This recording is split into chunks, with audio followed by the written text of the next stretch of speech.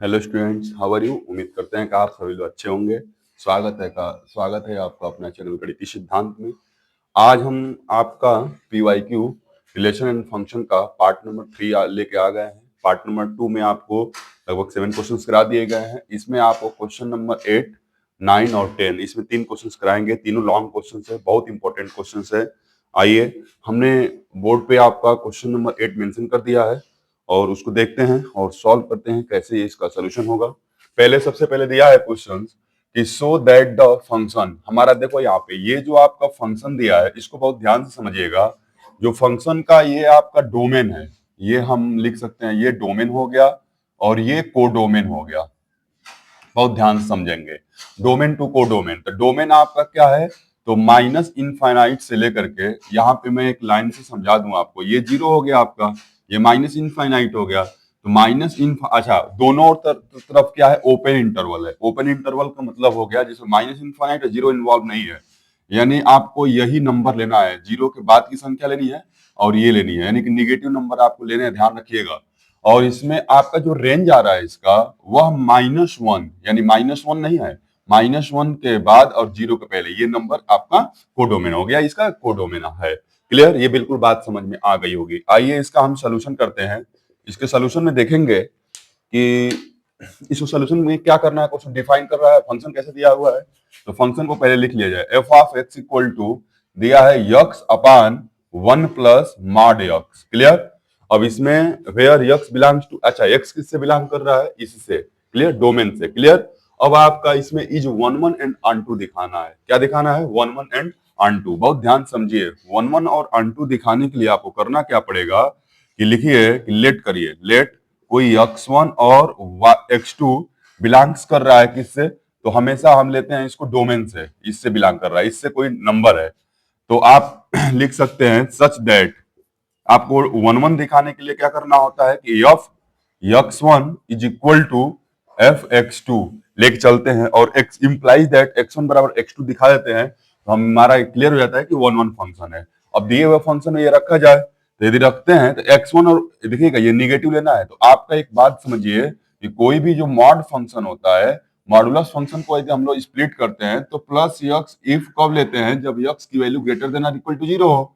और minus x कब लेते हैं कि जब एक्स की वैल्यू लेस देन 0। निगेटिव के लिए माइनस लिया जाता है रूल, बहुत ध्यान समझना है। तो यहां से हम जब इसमें रखते हैं तो x1 अपान 1, यहाँ पे माइनस लेंगे क्योंकि हम लोग देखो भाई, आपका जो डोमेन है वो निगेटिव है, तो निगेटिव के लिए ये वाला रूल वैलिड होगा। तो यहाँ पे आप निगेटिव लोगे और x1 is equal to x2 अपान, और यहाँ पे 1 माइनस x2 हो जाएगा। तो दोनों जगह पे आप क्या लोगे, माइनस, क्योंकि हम जो डोमेन ले रहे हैं वो निगेटिव ले रहे हैं।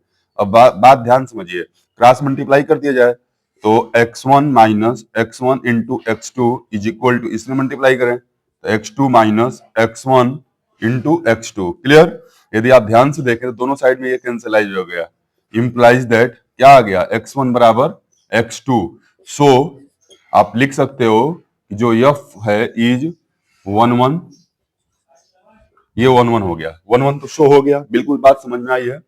और फॉर ऑन टू के लिए, फॉर ऑन टू फंक्शन के लिए देखिए क्या करते हैं।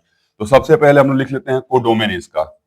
आपको पता होगा कोडोमेन और रेंज बराबर हो जाए तो आपका क्या हो जाता है, कोडोमेन ऑफ फंक्शन, दोनों आपका ऑन टू होगा। तो कोडोमेन आपका क्या हो जाएगा, -1 0, यानी ओपन इंटरवल -1 से 0। क्लियर। रेंज इसका, रेंज आइए हम लोग निकाल लेते हैं, रेंज ऑफ फंक्शन।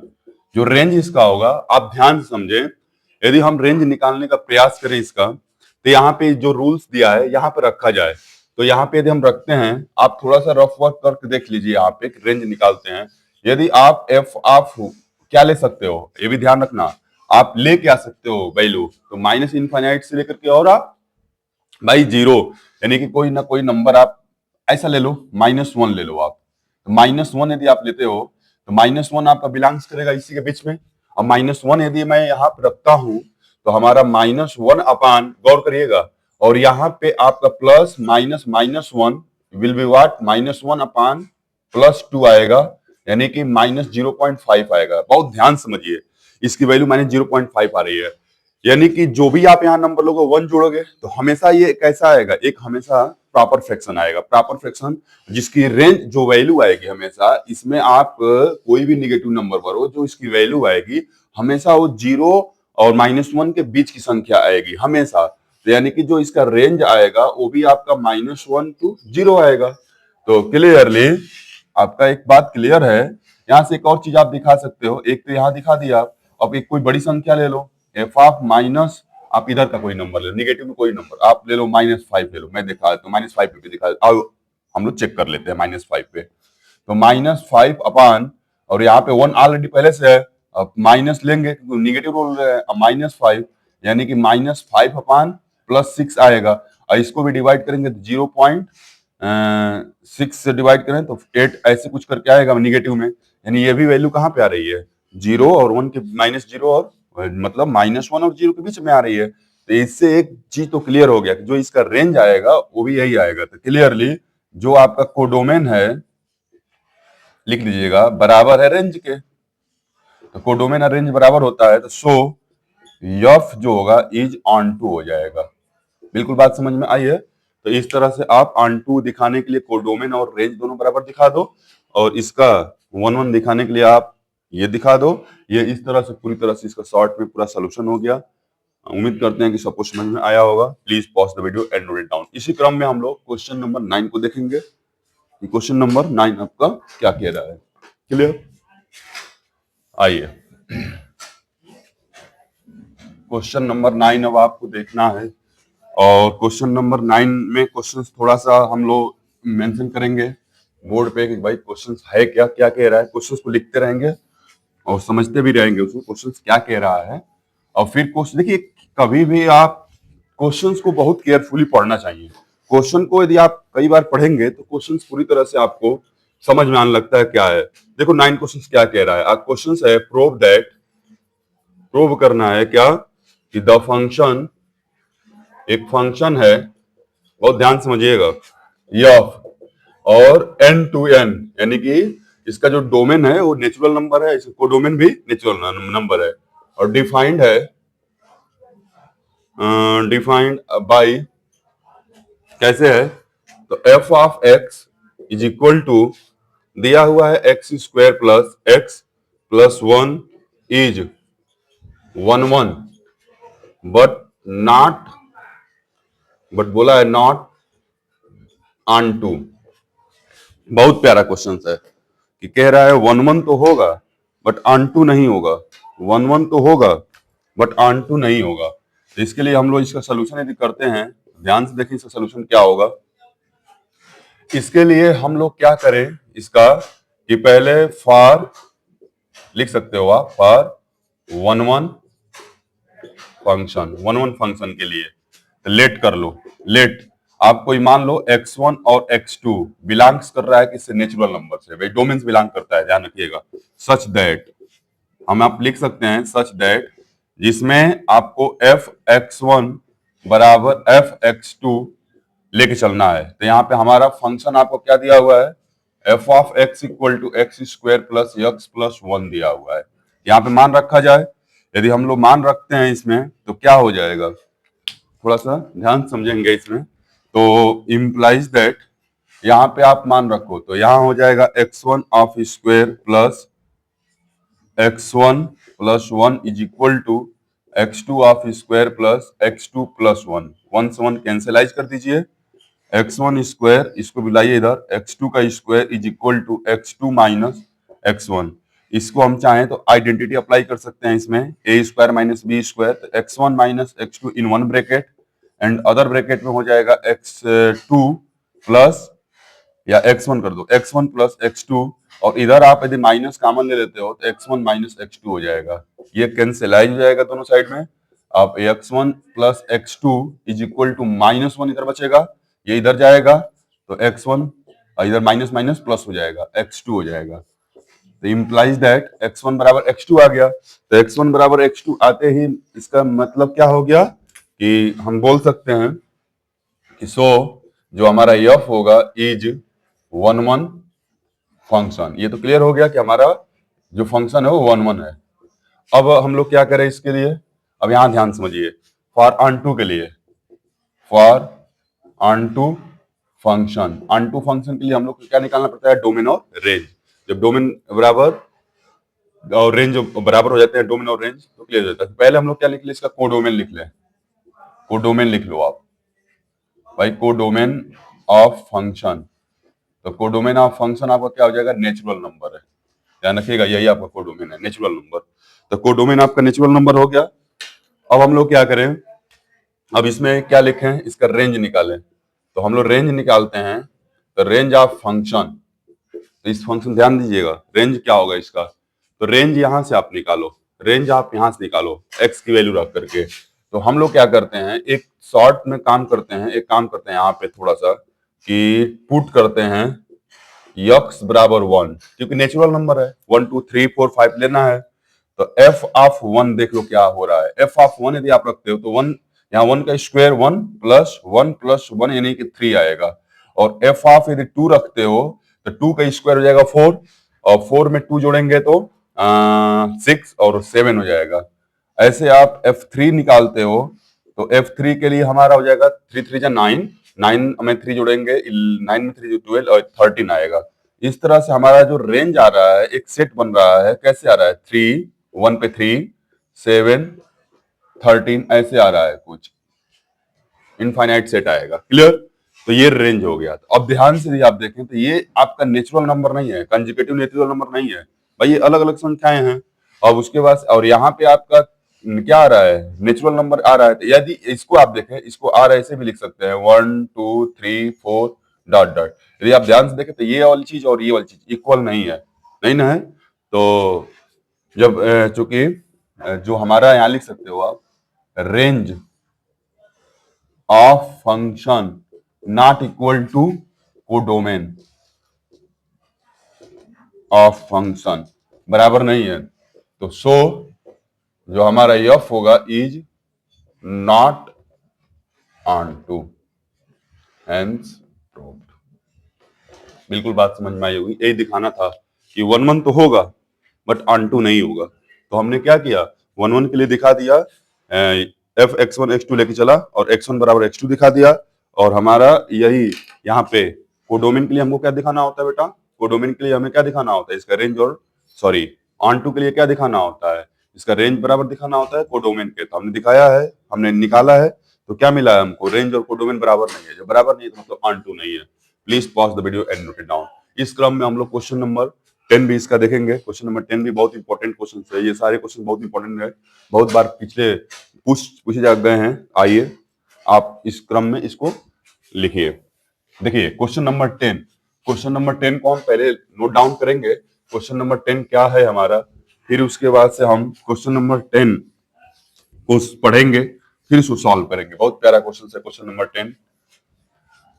उम्मीद करते हैं कि आप सभी लोग अच्छे होंगे, मस्ती में होंगे भाई, मस्ती करते रहो, बट आप एग्जाम पे और अपने गोल्स पे विशेष फोकस रखिए भाई। लाइफ में देखो, लाइफ में एजुकेशन को इम्पोर्टेंस ही दो, सब कुछ जरूरी है, बट सबसे सर्वोपरि जो है वो एजुकेशन है। क्वेश्चन नंबर 10 ध्यान दीजिए, कह रहा है कि शो करो, सो दैट, मैं क्वेश्चन मेंशन कर देता हूं, द फंक्शन, बहुत प्यारा क्वेश्चन है ये भी, फंक्शन क्या है, एफ, ये real number to real number, यानी इसका डोमेन रियल नंबर है, इसका कोडोमेन भी रियल नंबर है।